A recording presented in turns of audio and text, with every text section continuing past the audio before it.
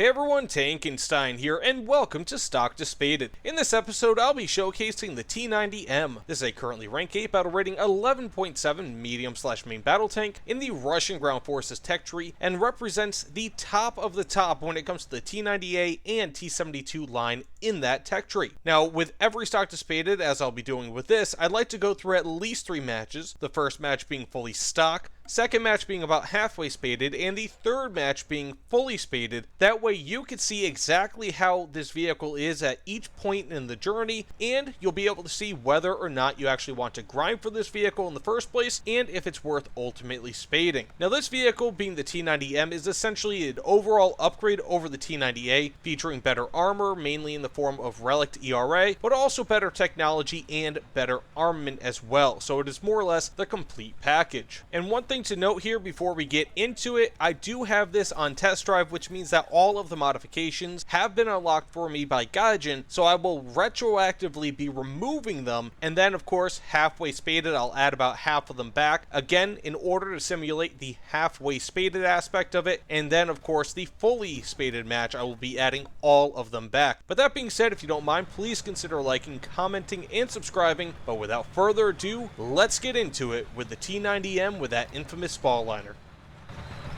So here we are, fully stocked with the T-90M, and quite honestly, fully stocked, it's not all too bad. It's got decent enough power to weight ratio, just shy, technically just shy of a 20-to-1 horsepower per ton power to weight ratio, which isn't bad. You know, I mean, it's got 999 horsepower against a 50-ton weight, which again, technically, it's not exactly 20-to-1 horsepower per ton, but it is still functionally practically that much. Now, we have an enemy over here. Now, we also have stock APF SDS, which is very nice, as you can see right there. And you get the 3PM42, which, while it's not got the highest armor pen, it's still not all that bad, 450-ish, which is definitely workable. Plus, it is a 1,700 meter per second round, which is, I think, the best aspect of it. Plus, you know, it does have good post-pen damage, it does weigh quite a bit, and overall is just a very workable round. So let's move up here.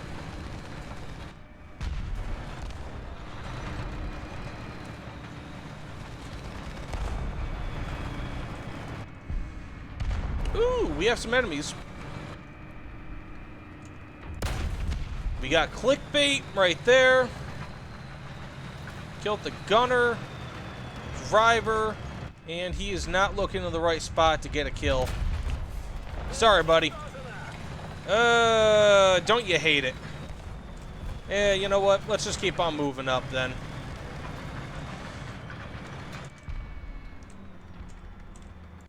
Okay, we have ourselves the commander and gunner killed. I'm really... Oh, yeah, that's why I'm nervous. Did not want to have to do that, but...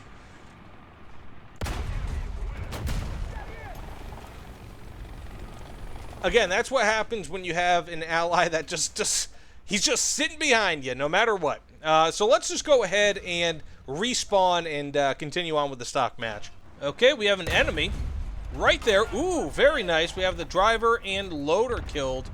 Let's try one more decent enough shot, and can't get that kill, unfortunately. Gotta aim up a touch. This guy is still right there. Got the hit. Now, it does look like an aim. The aim is not amazing when it comes to armor. That should be a kill right there. Perfect. Side shot. I was aiming for the turret ring, which is a big weak spot on vehicles of that kind, Abrams. So, overall, though, stock, I'm actually pretty impressed with this. The armor is really, really good. So, I had actually a few matches before where I think I must have been shot in the side probably 4 or 5 times, and not like auto cannons, but like full-sized cannons, like 120 millimeters, and I wasn't dying. It's just amazing. Now, of course, that's not going to be like your typical result, but I think it speaks to the fact that the relic on this is just phenomenal. That was an ugly, ugly thing, by the way, but no biggie. He just shot my relic. And we have him coming up over here, and there he is. Got a non-pen. That looks like the M1A1HC, perhaps? It's an M1 of some kind. But again, I mean, with a smart enough person shooting at you, right? Like, with you know, or somebody who has a lucky enough shot, the spall liner is not going to save you in the T-90M. It does have a spall liner fully stock, but it won't save you. You know, as nice of a thought as that might be, of like this Omega, like this ridiculously powerful Russian tank, as you know, some Russian players might love the concept of that. It's just not entirely true. I mean, this is a very powerful vehicle in terms of armor, and the spall liner will help against a lot of vehicles, a lot of shots, like the HSTVL that really doesn't have a lot of spalling in the first place. So it will help in that regard. However, for the most part, I mean, it's not like this Omega thing, you know?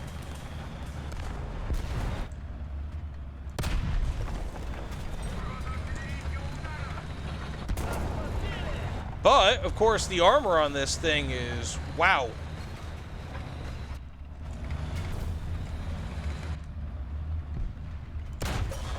Sorry in advance, and we are in business.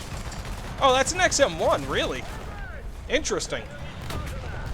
So, I mean, overall, the armor on this thing is still very good. Wow! That just goes to show right there. Now, of course, I don't think I'm going to survive whatever this engagement is right here, because I'm going to be a little bit of a doofus. But not bad at all. Wow!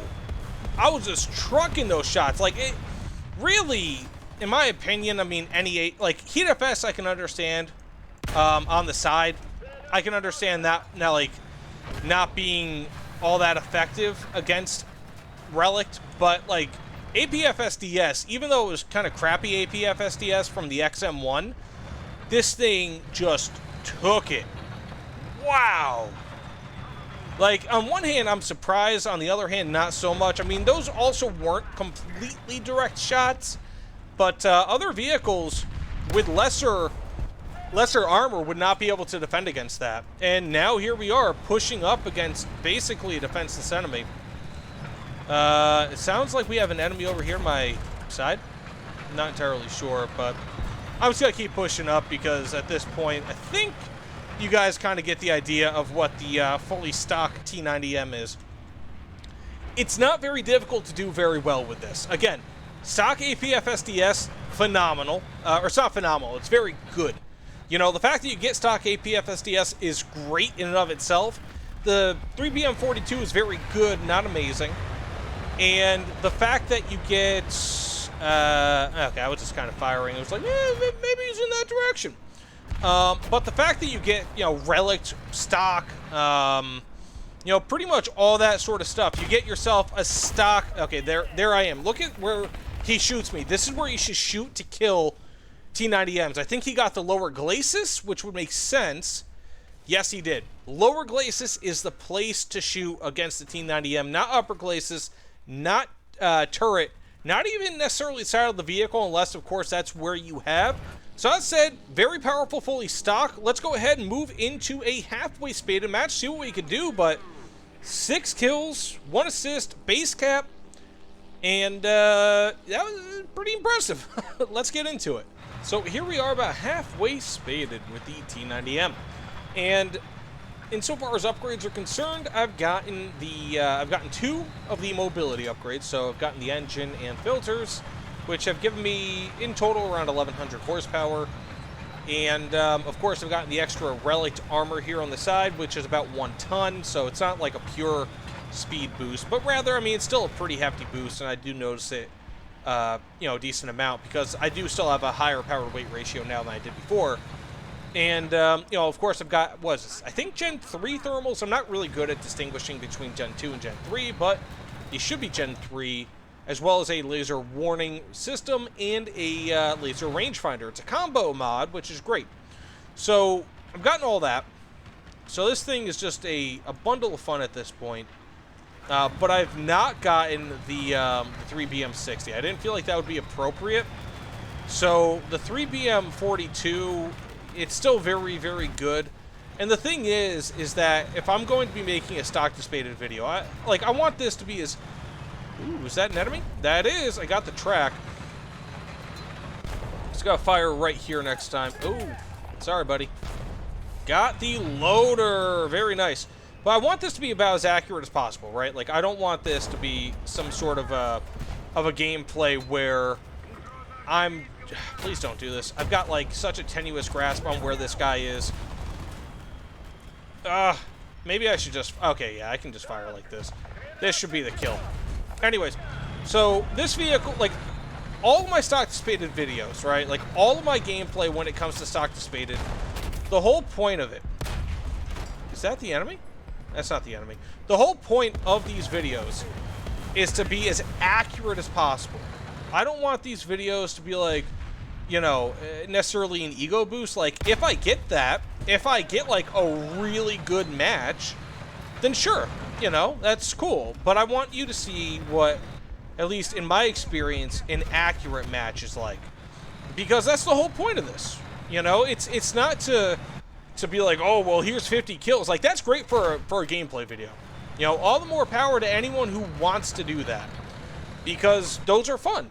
But this is so you can see how good these vehicles are with certain mods, how tough it might be at any one point to maybe to grind through it. You know, a realistic view of it. Because otherwise, I mean, like, yeah, anyone can post a fully spaded video with gameplay, but, like, how long will it take to get fully spaded? You know, or how difficult is it to get fully spaded? Or how good is the vehicle at X or Y point in the journey? And that's kind of, in my opinion, what I feel like a lot of people want to know about and kind of what's missing here. But what I can tell you is that thus far, I have been very impressed, mostly with the survivability. I don't really know if the survivability, like, of course it's increased since I've gotten the ERA on the side, but I don't really know if it's necessarily a ton better. Like, when it comes to direct shots to the side via APF SDS, I don't really know if it's going to help. It probably will a little bit, especially when it comes to, like, weaker APF SDS, Heat FS, things like that. But I don't really think it's, like, a huge upgrade. But it's definitely worth the extra ton, you know? Definitely. And then some. Like, it does help, especially considering how good Relict ERA is. The fact is, War Thunder way overvalues ERA as it is. Like, it is just massively more powerful than it should be. And I think that's one of the aspects of Russian bias, so to speak, is that ERA is so powerful in War Thunder, and guess what? Russians have developed ERA and then some, and it's on pretty much every vehicle. Thus, you have such powerful vehicles. But overall, I mean, the mobility's better. Obviously, this does feel better than the fully stock version of it. But again, I think fully stock, this thing was nasty already. Like, I don't think that this spall liner has necessarily saved me all too much, for better or worse. You know, like, I'm sure it probably makes some people feel better that it's not saved me all too much, but I don't really know if it's going to help out again as much as a lot of people might think it will, unless I'm using it against, like, or unless I have it versus some sort of a lower powered shell. You know, be it like a big Panzer or the HSTVL or something like that. I think I may have mentioned that before. So I don't really, like, obviously it's going to help regardless, but I feel like the biggest benefits are going to be against, wow, that was a nothing thing. Sorry about that in advance, my man. Okay, here's the survivability that I was thinking about. Holy cow. Woo! Okay, now I'm gonna die. But I don't really think it's going to necessarily help unless... I'm just going to let myself die here. I don't really think it's necessarily going to help unless... better said, I think the spall liner will help out most significantly against vehicles that have minimal spalling. It's just going to basically take away whatever limited spalling they have. But as you can see there was minimal spalling in the first place. It just so happened that he lined it up. So with that said, let's go fully spaded here. Pull out all the guns, but thus far, Man, I'm genuinely impressed by the T-90M. I don't think it's as god tier as a lot of people feared it would be, but it's definitely, if not the best of the MBTs in War Thunder. It is making a strong case for being right up there. So that said, let's get into the fully spaded match. So here we are, finally fully spaded with the T-90M, and this vehicle is surprisingly mobile, despite the fact that it's got kind of a middling power-to-weight ratio compared to similar PR tanks. This thing, when you get all the upgrades, so on top of what we had previously, I also added the transmission upgrade and also suspension tracks, which, believe it or not, suspension does help. So adding all of that actually makes this a pretty damn mobile vehicle. It feels more mobile than its power-to-weight ratio suggests. Let's go ahead and move up. That's not good. So I also have the 3BM60, which is definitely very nice. Thank you for that assist. That would have killed me. Now, the 3BM60, if you guys didn't know... Oh, my God. What an awful shot. Oh, no. He's not going to get me. Sorry, buddy. But the 3BM60 is pretty much a... it's got about 130 more millimeters of armor pen, which is definitely very nice. You know, of course, I also have the autoloader. We do have only a 3-man crew, which sucks, but in an instance like that, when you have a crew member die, autoloader is fantastic.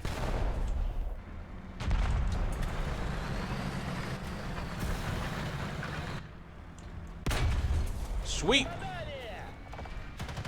And now we got someone behind me. Maybe. I'm not sure. But we got the kill. That's what matters. Let's keep on moving on. We're doing okay here. Again, this is fully spaded. I want you guys to see every single time I do a stock to spaded, I always kind of feel maybe, I don't know, self-conscious or something, where I feel like I have to tell people, hey, this is not meant to be cherry-pick content, right? Like, this is supposed to be what you can expect from this vehicle. And again, fully spaded, no different than halfway spaded. I mean, like, the only really crappy thing on this vehicle, I would say, is its reverse speed. But that's kind of expected for most Russian vehicles. They're meant to only go forward, never reverse. So, in general, though, I can tell you guys this. This thing has ridiculously good survivability, relatively speaking. Oh, look at that. We have another assist. It's got ridiculously good survivability. It's got a very good cannon. Not the absolute best in War Thunder, but very good. Good shell. So, I mean, of course, the 125mm 3BM60, very good shell. It's got great thermals. It's got a pretty decent turret traverse rate, not fantastic. Right now, I'm hovering around, I think, 30 or so degrees per second, 31 degrees per second, which is okay. I mean, like, that's kind of around the same level of the Challenger 2 OES. I think a bit better, but not all too much better. So, I mean, in general, it is a bit better in a few very important ways. So let's just kind of move behind my buddy here. Otherwise, I'm going to get killed. Oh, look at that. Okay. Oh, that's not good. Oh, that is good, though. Good news, everyone. Keep on moving up. Whatever that tank is, its cannon breach was destroyed.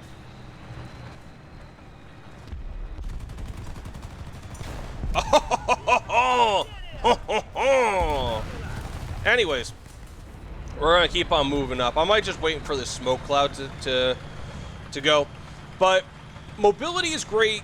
Let's just go ahead and rate this thing, right? Like, that's what I am going to try to do here when it comes to my stock to spaded videos henceforth.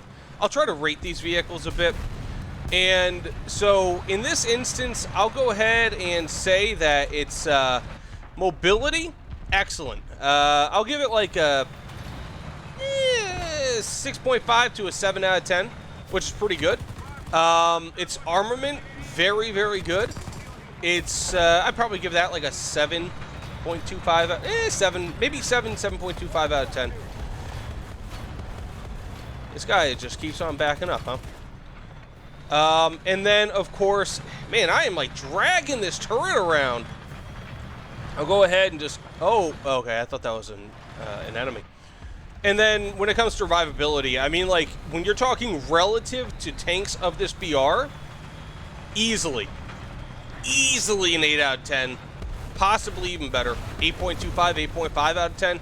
I mean, you know, I always like to say, like, survivability, like, when it comes to my rating system, I think 9 plus out of 10 is considered to be among the best in War Thunder. And that's where this would fit. I mean, like, this is easily among the best in War Thunder insofar as survivability is concerned, at least currently. Jeez, man, I'm sorry. So, I'll go ahead and just say that. You know, I mean, this might be a 9 out of 10 when it comes to survivability. It's that damn good. It's just so... Oh, man, I'm not on the base, so my repair is slow. This thing is so good. Also, like, look at this. You can actually aim over your rear deck lid, which is not something you can do with a lot of other vehicles.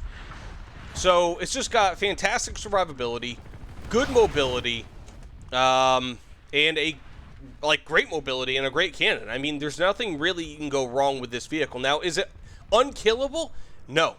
By no means is this an unkillable vehicle. However, geez, am I going to get another kill here? No, maybe not. Ah, no. Okay, maybe it is an unkillable vehicle. I may have spoken a little bit too soon. Jeez, man. Holy cow. I don't know how good the T-90M missiles are, but I would imagine they're pretty decent. But yeah, I mean, this thing is not unkillable, don't get me wrong, but it is going to be more difficult to kill people. Really, the way to this thing's heart, shoot it in the lower glacis. That's how you're going to kill the T-90M. That's how you're going to kill most T-90s. But the T-90, which already had pretty decent survivability, plus adding the new turret that's on this thing, plus adding, of course, more importantly, the relict armor that we have on this thing, it becomes immediately, possibly the most and the spall liner. Don't forget that.